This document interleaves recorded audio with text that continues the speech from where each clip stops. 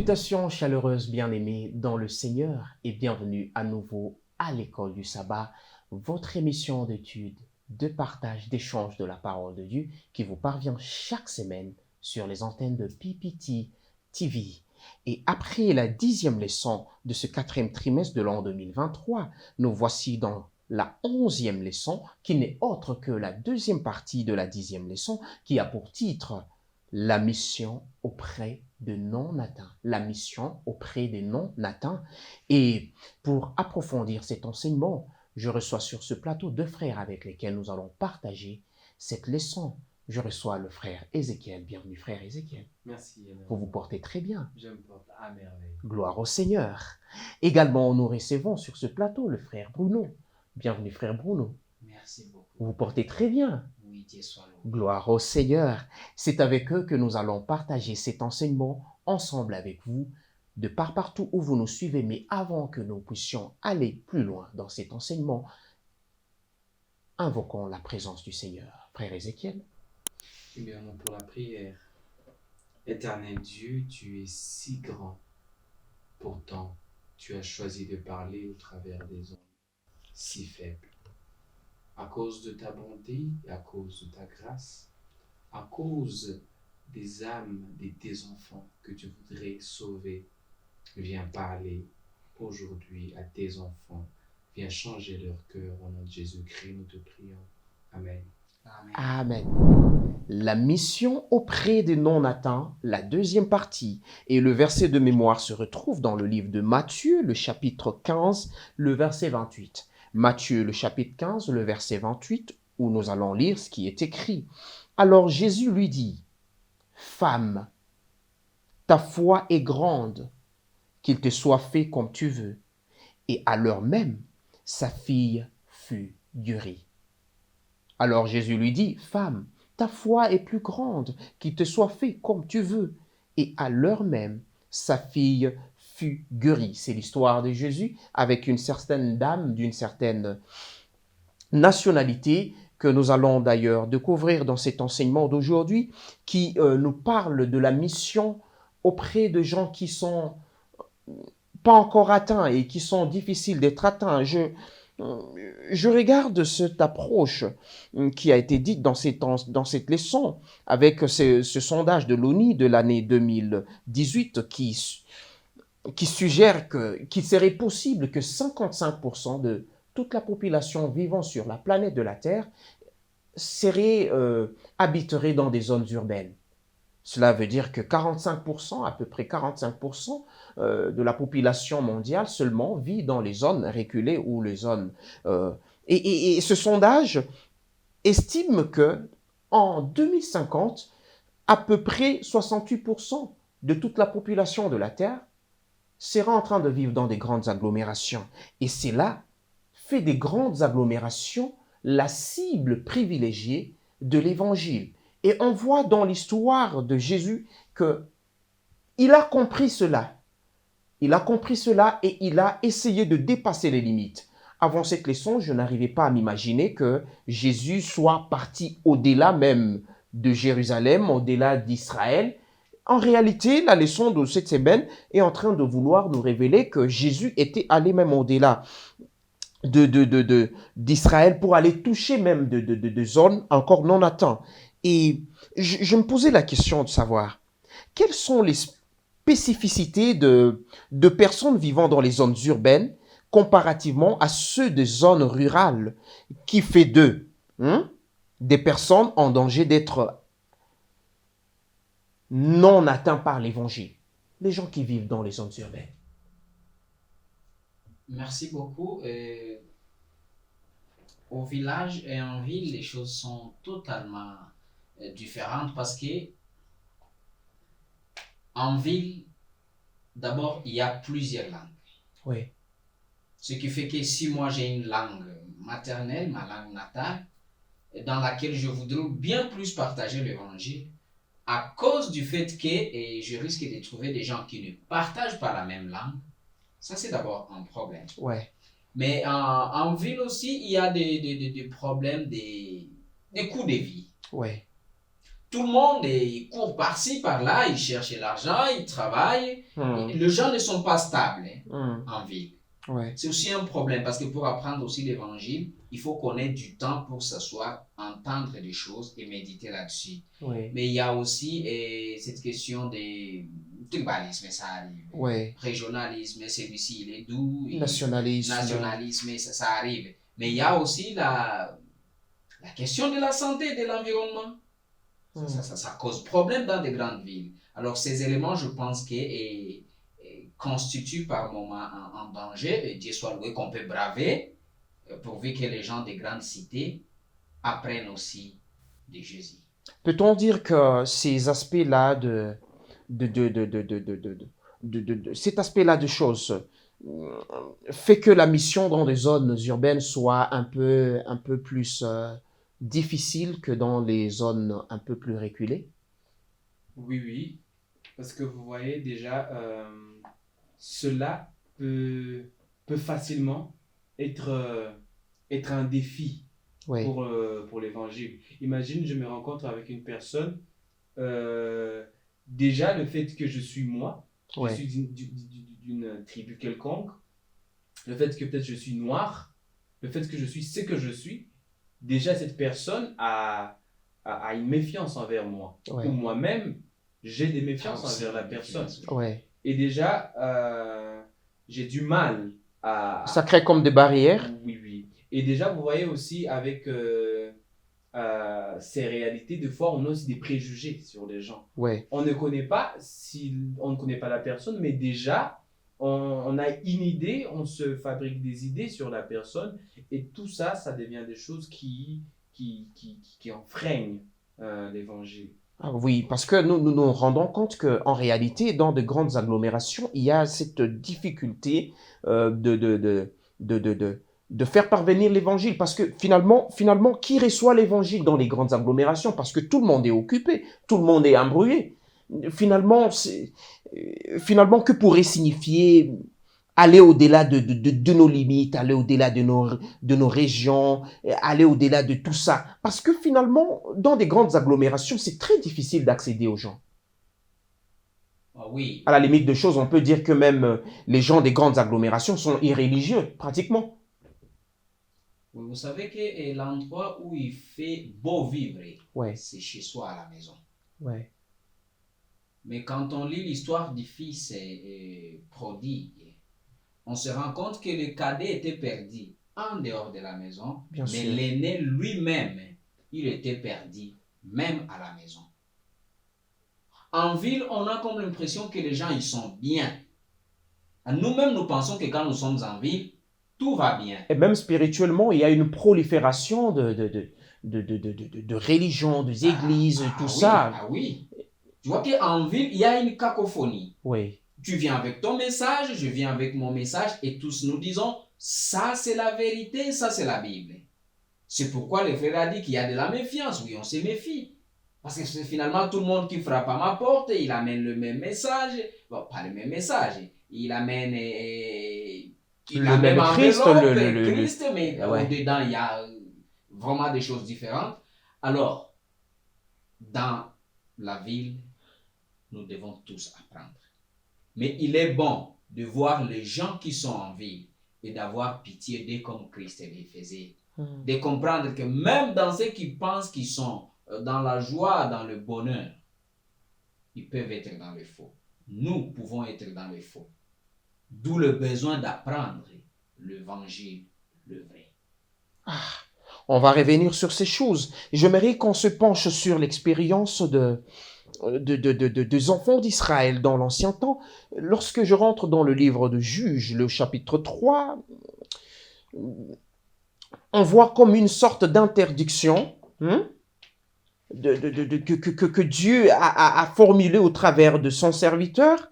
Dans un roi, on voit d'autres expériences où Dieu semble interdire comme cette sorte-là de mixité. On voit même à la limite de choses le roi Salomon, qui était un roi rempli de sagesse, mais qui est parti fléchir ses genoux, même devant les Astartés, les dieux étrangers. Pourtant, il connaissait Dieu à force de se mêler à d'autres communautés, quelles pourraient être les limites qu'exige la mission dans des grandes agglomérations, vu qu'il se passe beaucoup de choses dans des grandes agglomérations? Voilà. Je peux donner juste un exemple. Oui, Je viens prêcher une prostituée. Je viens prêcher une prostituée et je viens avec ma Bible. Mais déjà, en allant la prêcher, je me mets dans des conditions où elle peut facilement... Pourtant, signalons pourtant Jésus nous encourage à aller vers ces personnes-là qui semblent être non atteintes. Oui, Oui, mais vous voyez qu'il y a un risque énorme. Je peux y aller et là-bas, je tombe. Et on a vu même des grands hommes, des grands prédicateurs y aller et tomber. oui, Mais vous voyez que ça ne veut pas dire que ces personnes-là n'ont pas besoin de l'évangile. Non, ces personnes ont beaucoup besoin de l'évangile. Mais vous voyez que il faut être prudent. Parce que si vous y allez vac et vac, si vous y allez sans vraiment être conduit par Dieu, vous serez converti au lieu de convertir. Ah, cela soulève-t-il la question de connaître exactement sa mission, Voilà. son appel? Ça veut dire, vous voyez, par exemple, les apôtres. Tous les apôtres n'étaient pas, ne s'appelaient pas apôtres des gentils. Oui, Vous savez, Paul, lui, s'est appelé l'apôtre des gentils. c'est gentil. Mais il y a aussi Pierre qui était L'apôtre des Juifs. l'apôtre des Juifs. Oui. Ça veut dire que il faut que Dieu puisse me révéler d'aller sur ces terrains. Il faut qu'il me convainque que voici là où tu dois amener l'évangile. Si j'y vais avec le bon sens ne suffit pas. Oui, Il faut que j'ai l'appel des dieux pour un type de personne et que lui-même conduise ce parcours. gloire au Seigneur, on y va petit à petit. Et pourquoi Jésus dit que dans Matthieu, le chapitre 9, le verset 35 au verset 38, lorsque nous lisons ce passage, Jésus conclut ce passage en disant que la moisson est grande, mais il y a peu d'ouvriers. Que voulait dire Jésus? Eh bien, comme tu l'as dit dans les statistiques qui ont été faites par les Nations Unies, tout n'a pas commencé, les villes n'ont pas commencé avec 55% des habitants de la Terre. Donc, il y a un nombre grand. Il y a de plus en plus de personnes qui viennent en ville, mais il y a moins de gens qui s'en soucient. Oui, Mais je voudrais d'abord revenir à la question précédente. oui, Est-ce que vous vous rappelez que Jésus, au début de son ministère, quand il a commencé à envoyer ses apôtres, ses disciples, jamais il n'a envoyé un seul, oui, c'est curieux. toujours deux années. Oui, Jésus sait qu'il peut y avoir un risque. Mais pour le minimiser, le frère l'a dit, c'est Jésus qui t'envoie. Tu es vraiment sûr que c'est lui qui t'a envoyé. oui, La deuxième des choses, quand c'est trop dur et trop risqué, n'y va pas seul. Prends un frère avec toi, prends une sœur. Vous y allez ensemble. Mais en revenant sur la question, quand nous sommes en ville, les gens qui sont dans des grandes villes, peut-être que ce ne sera pas aussi facile de ne retrouver, de n'épouser que la fille ou le garçon de ta tribu, de ta communauté. De toutes les façons, nous avions tous perdu nos tribus et nos communautés en Jésus. oui, Bien sûr que pour des raisons de la société, nous avons encore des tribus, mais la grande tribu, c'est Jésus. oui, Parce que la question des tribus, quand elle vient en Israël, il y avait la tribu des Dan et les 12 comme on les connaît. oui, Là, c'était une question de famille. Mais quand on attaquait Israël, il n'y avait pas de Danites, il n'y avait pas des enfants d'Aser. Tous, ils étaient des enfants d'Israël. oui. Donc, nous aussi croyants, les tribus doivent être inférieures au christianisme. Christ doit l'emporter. Christ doit l'emporter. Et je me demande, la mission de Jésus a eu une résonance extraordinaire. Et on a vu même au-delà de ses propres déplacements, de ses propres enseignements, on a vu que l'impact de sa mission atteignait, le témoignage venait de partout.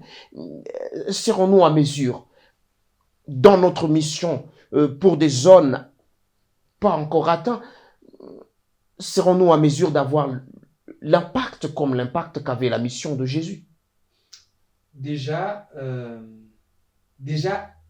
le fait que Jésus va dans ces contrées, c'est déjà quelque chose de très impactant. Oui, parce Vous que je savez me que- pose déjà la question de pourquoi Tyr et Sidon? Pourquoi Tyr et Sidon? Pourquoi cette ville-là? Pourtant, Jésus venait pour le salut, bien sûr, comme ça a été prédit, le salut des Juifs.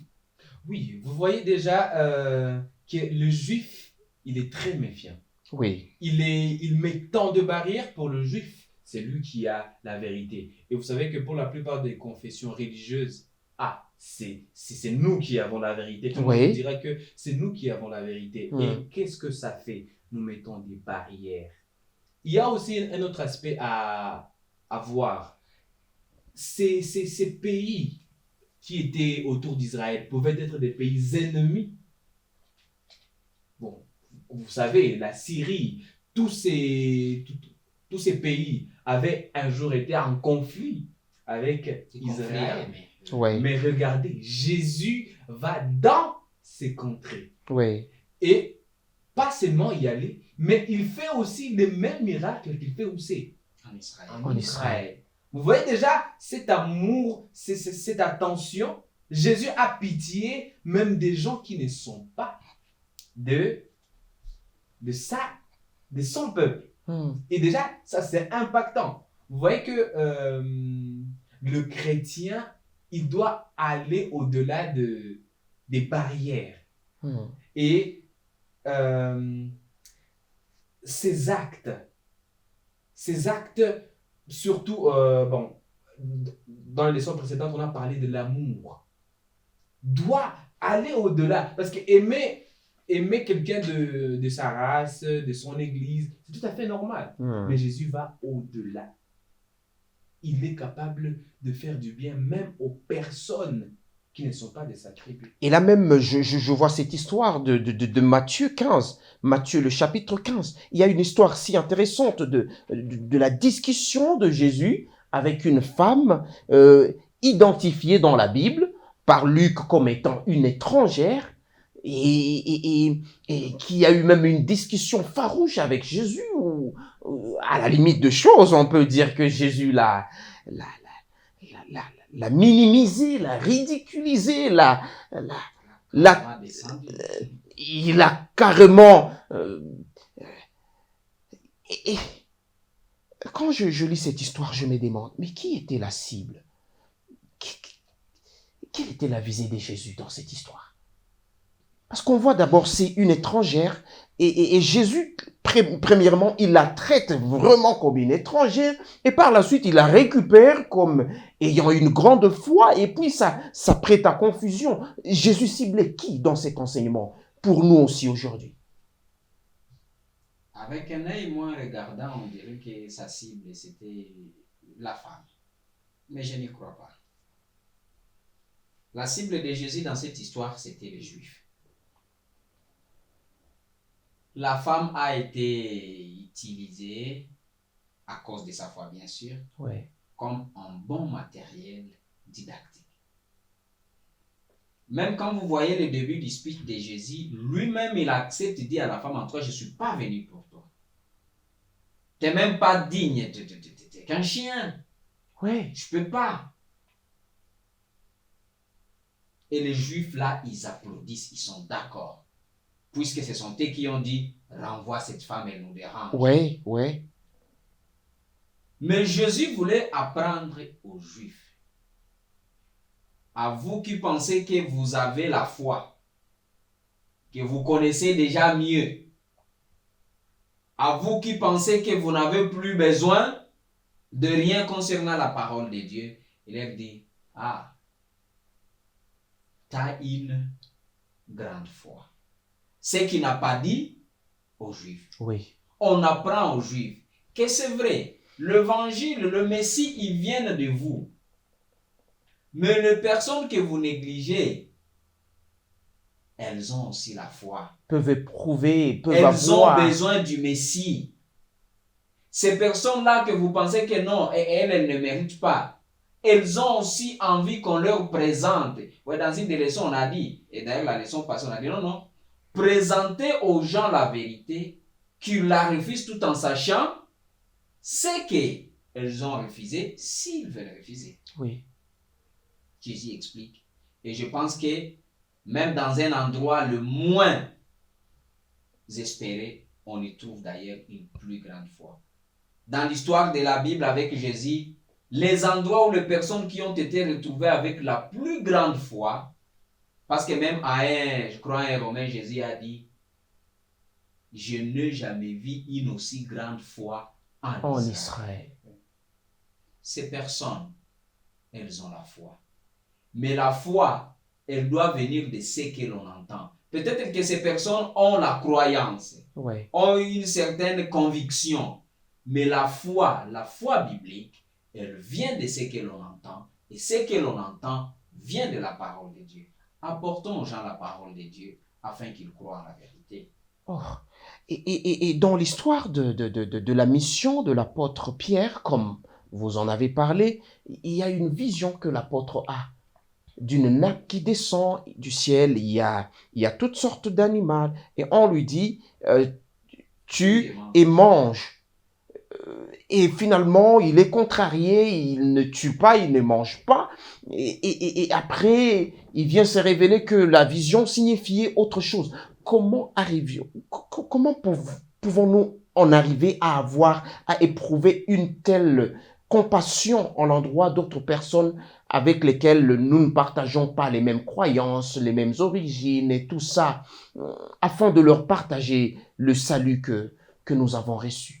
Je me rappelle de Jonas. Jonas qui a eu pitié d'un arbre. Ouais. Parce que cet arbre-là lui donnait de l'ombre. Et pourtant, il n'a pas eu pitié des femmes et des enfants et des hommes qui étaient voués à périr parce qu'ils n'avaient pas l'évangile. Je pense que Jésus l'a bien confirmé. Il a dit, ce ne sont pas les personnes en bonne santé qui ont besoin de médecins. Ce sont les personnes malades. Et nous pouvons voir que ces personnes dans les grandes agglomérations, bien sûr, ils peuvent prospérer, ils peuvent avoir des buildings et tout ça. Mais on peut voir que tout cela est vide. On peut voir que ces gens sont malades. Et ce sont ces personnes qui ont besoin de l'évangile. Mais le problème, c'est que les chrétiens d'aujourd'hui, ils ne veulent pas quitter sa zone de confort. Il voudrait prêcher dans sa synagogue, dans son église. Il voudrait prêcher pour les gens qui ont déjà entendu parler de Jésus. Mais la leçon nous appelle à aller aux personnes qui sont vraiment malades. C'est eux qui ont besoin du médecin. Et à Jésus de dire dans Matthieu 18, le verset 8, quand le Fils de l'homme reviendra sur terre, trouvera-t-il la foi? Est-ce dans ces conditions peut-on espérer que Jésus revienne et trouve la foi sur la terre? La question de foi, c'est une question un peu complexe dans cette circonstance, parce qu'aujourd'hui, tout le monde dit qu'il a la foi. Toutes les églises disent que nous avons la foi. Nous avons la bonne foi. Mais cette leçon nous a prouvé que même dans les personnes que nous pensons les plus indignes, Dieu, Jésus-Christ, y a trouvé la foi. Et que donc, allons-y. Oublions les préjugés. Allons, comme Jésus a dit. Bien sûr, on va commencer par Jérusalem, mais les limites qu'il nous a données, c'est les extrémités de la terre. Gloire au Seigneur. Je vais considérer cela comme le mot de la fin. Frère Bruno, Jésus lui-même se pose la question de savoir, est-ce que quand le Fils de l'homme revient sur terre, trouvera-t-il la foi? La question de Jésus, elle est fondée, elle est vraiment capitale, importante pour cette leçon. Le frère s'interrogeait sur plusieurs fois les gens qui se disent « Nous avons la bonne foi ». Ne t'en fais pas. Plusieurs personnes confondent la foi à la croyance. Non, c'est des choses purement différentes.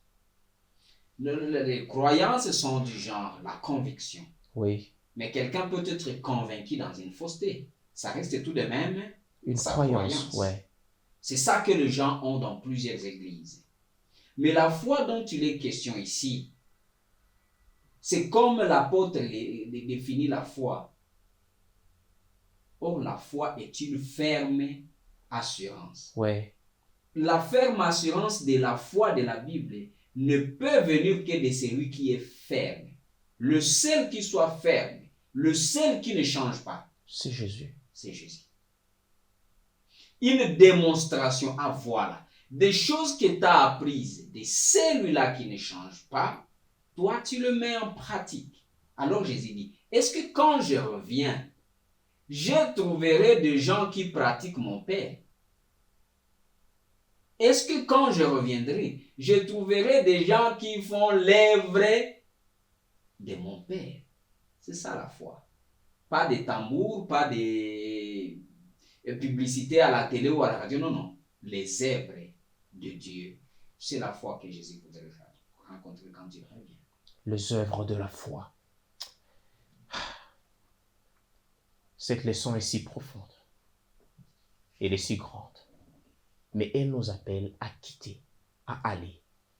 Elle nous interpelle aussi sur le questionnement que nous devons chaque jour nous poser et poser à Dieu. Quelle est ma mission dans cette grande mission? Parce qu'il y a tellement de gens autour de nous, on est dans des grandes agglomérations, il y a tellement de gens qui ne connaissent pas Christ et qui pensent qu'ils connaissent Dieu. Puisse le Seigneur nous pousser à les atteindre. Puisse le Seigneur nous armer pour que nous puissions les atteindre. Et toucher même les zones les plus inaccessibles. Tout ça pour la gloire du Seigneur et pour le salut de plusieurs. Que le Seigneur nous bénisse et qu'il vous bénisse de là où vous êtes et qu'il vous aide à rentrer dans votre mission pleinement et qu'il nous aide nous aussi à rentrer dans notre mission pleinement. Mais avant que nous puissions prendre congé de vous, prions le Seigneur avec le frère Bruno. Seigneur notre Dieu et notre Père, nous te remercions puisque tu as commencé avec nous et tu termines avec nous. Dans ces moments qu'on a partagés, s'il te plaît, visite tous ceux qui nous ont suivis et ceux qui nous suivront après. Et accorde à nous tous la grâce. Accorde-nous cette faveur. Car ta parole dit, aujourd'hui si vous entendez sa voix, n'endurcissez pas vos cœurs. Accorde-nous cette grâce avec humilité de t'accepter et de te suivre. Car tu es notre seul salut. Dans le nom de Jésus, nous te prions. Amen. Amen. Tout en vous souhaitant nos voeux le meilleur pour cette nouvelle année qui s'annonce déjà, nous vous demandons de partager cette émission, de liker, de mettre votre commentaire afin que l'évangile aille de l'avant. Merci d'avoir été avec nous. Merci à nos techniciens de la PPT TV. Merci à l'équipe rédactionnelle de la chaîne de l'évangile. Que le Seigneur vous bénisse et à la prochaine.